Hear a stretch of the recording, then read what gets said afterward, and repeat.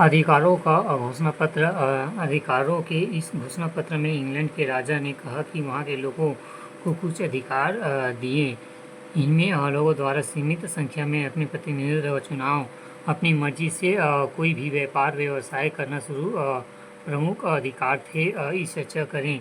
अधिकारों को कानूनी मान्यता कैसे मिलती है? शिक्षा के अधिकार के बिना मानव जीवन कैसे था? चर्चा करें। निम्नलिखित कथन अधिकार है या नहीं स्पष्ट कीजिए। राजा का आदेश। ब किसी समाज द्वारा तय नियम। स संसद द्वारा बनाया गया नियम।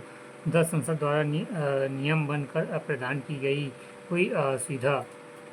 सन 1776 में इंग्लैंड से आज़ादी प्राप्त करने के बाद 13 उपनिवेशों ने अपने आप को संयुक्त राज्य अमेरिका के नाम से स्वतंत्र देश के रूप में संगठित किया, अपनाया, नया संविधान बनाया। इस संविधान में उन्होंने बिल्स ऑफ राइट के माध्यम से अपने नागरिकों को कानूनी रूप से मौलिक अधिकार दिए। इन अधिकारों में स्वतंत्रता का अधिकार, समानता का अधिकार तथा संपत्ति का अधिकार आदि प्रमुख है।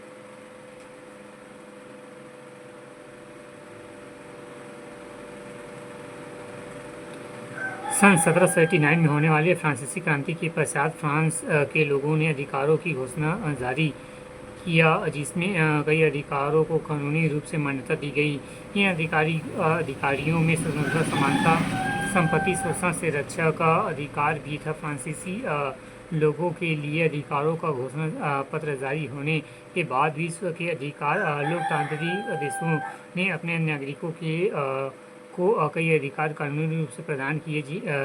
किसी भी देश में कानूनी अधिकारों का सबसे पहले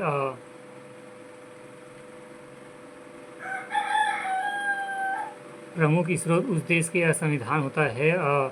ऐसे देश अपने संविधान में अधिकारों को किसी न किसी रूप में शामिल करते हैं। उदाहरण के लिए भारत के संविधान में मौलिक अधिकारों कानूनी अधिकारों के रूप में दिए गए हैं। यदि भारत में केंद्रीय सरकार या किसी राज्य की राज्य सरकार इन अधिकारों को प्रदान न करे तो नागरिक सीधे राज्य के उच्चतम न्यायालय या देश के सर्वोच्च न्यायालय में सरकार के विरुद्ध मुकदमा दायर कर सकते हैं।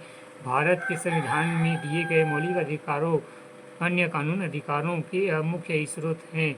वे इन्हें वैधता भी प्रदान करते हैं, जिसका अर्थ है कि संविधान में दिए गए अन्य अधिकार किसी भी मौलिक अधिकार से संबंधित हो सकते हैं। हमारे संविधान में वर्तमान में 6 मौलिक अधिकार दिए गए हैं। क्या आप इन्हें बता सकते हैं? हमने कक्षा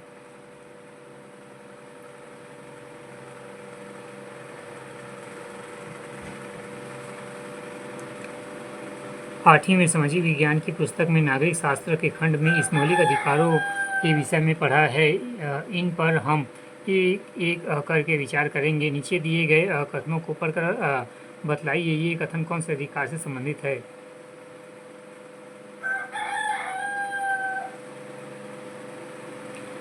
पहला, प्रधानमंत्री या सुदूर गांव का कोई भी कृषि मजदूर सब एक ही कानून लागू होता है। जन्म या पद के आधार पर व्यक्ति को कानूनी तौर पर कोई विशेष अधिकार नहीं मिलता है। कुछ वर्ष पूर्व देश के पूर्व प्रधानमंत्री पर धोखाधड़ी का मामला चला। सारे मामले पर विचार करने के बाद अदालत ने उनको निर्दोषी घोषित किया था, परंतु जब मामला चला उन्हें किसी दूसरे आम नागरिक की तरह अदालत में जाना पड़ा था। अपने पक्ष में साक्ष्य देने पड़े थे, कागजात प्रस्तुत करना पड़ा था। यह हमारा कौन सा अधिकार है? क्वेश्चंस।